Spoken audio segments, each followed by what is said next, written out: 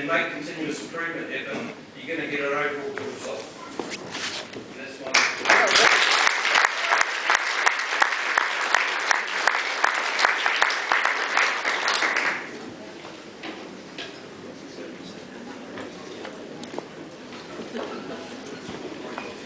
Thank you very much, Brendan and I, and thanks to Kuku for sponsoring the today about a glass of wine. It's now my pleasure to introduce Andrew Massie, a tutor with CBIT, who decided to go on academic study leave on February 21st, 2011. And his intention was to use e-media to record and teach current work practices, and he certainly got the opportunity to do that at quite an extraordinary time. So over to you, Andrew.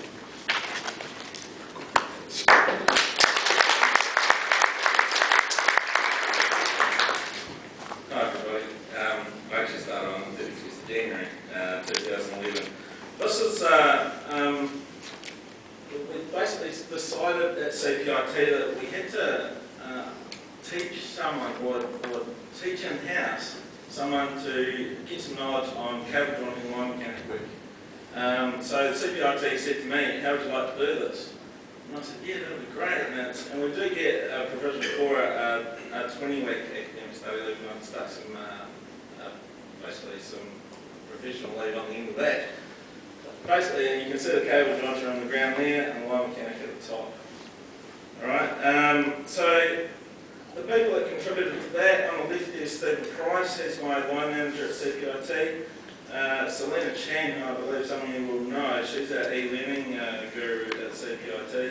And over on the right there is Phil Dunn from Kinetics, who is basically the underground manager for the company that I ended up working with. And this is obviously in conjunction with the cyber unit standards. This is our CPIT trade fit area. Now this is a high voltage training area that we did in conjunction with Orion, who are the network manager for Christchurch. And we basically train supply industry, pre-traders and current workers on that facility. Now I can't remember a lot of stuff, and there's only so much you can put in your diary. So I thought, I'm going to take a camera, I'm going to take photos, I'm going to take video of everything. You know, and even my phone there top right, and so that you can use all these tools to take photos and video. And students nowadays, visual kinesthetic learners, give them as much as you can, you know. And my first day. Now this was, as I said, 31st of January 2011. The boys were doing an 11,000 volt joint out of Christchurch Airport. And what I wanted to do was basically cover the whole process of joining cables. And so there they go, lots of photos. Basically, the joining of an 11,000 volt cable. And you can see all the little bits. I grabbed them, took a photo of them, and you know, covered the whole thing as much as I could. But always covering the process. And that way the students can look at this and go, oh, that's how you do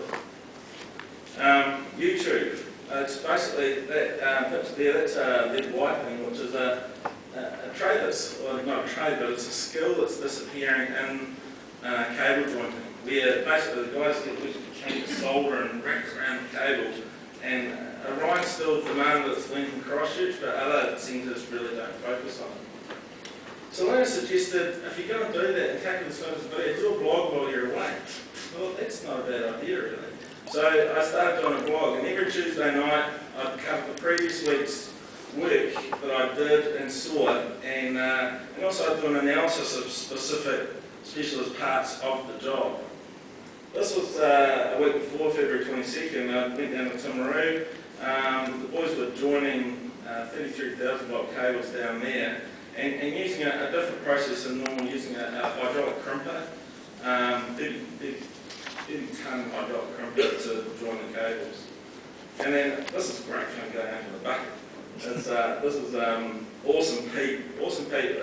I formed bonds with individual workers in the trades, and there's certain people that I knew that I could learn well from, because they're almost natural teachers themselves. You couldn't put them in the classroom, but you know, I got to see these awesome processes.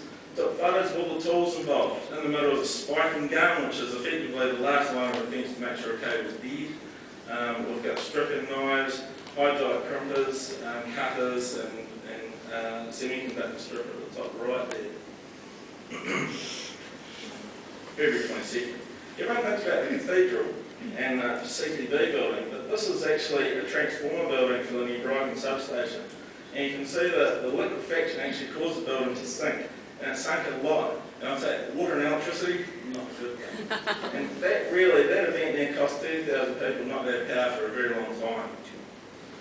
I was parked under this building when the quake hit, and 2 years old, this building, it's going to be knocked down. But that's big for Rowan Town, and quite a sobering experience because everyone from Christchurch talks about earthquakes, but you realise at that point that it's sheer luck that you're alive at the end of this. March the 8th, Kinetics, Pep Talk. Now this was awesome because we had workers from the supply industry from Auckland, Northland, Waikato, Wellington, Blenheim, Dunedin, all come, and Sydney, all come to Christchurch to pitch in. Okay. Here's a cable sample of what we had, earthquake damaged cables. These don't bend. We've fixed 1,400 of these so far, 11,000 volts. Here's a good example of the boys digging the hole there. A big ask, $10,000 per joint.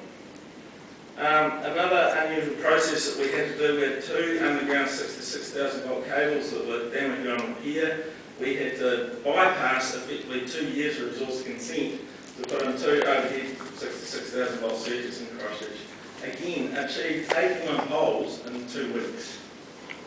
Spin-off for me, that's been Professor Vinay Gurmurthy, who's one of the world leading experts on smart power networks. He came to see me and wanted to have access to my photos because I was the only one on the ground that was actually trying to document everything, and it turned out it was history.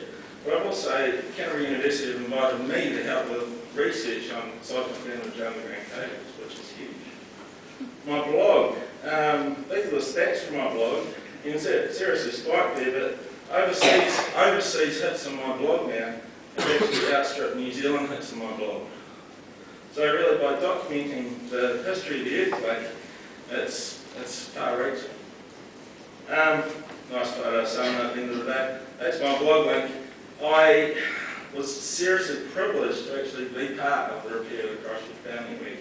And in the right place at the right time, an academic, I think I did what the right thing was to do and document as much as I could.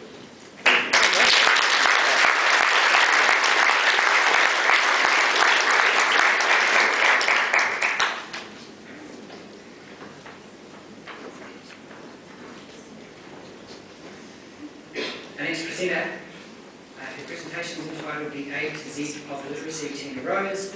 Is a workplace upskilling tutor. She's worked with a number of providers over the last 16 years and currently is Business Development Manager at Saturn and Associates.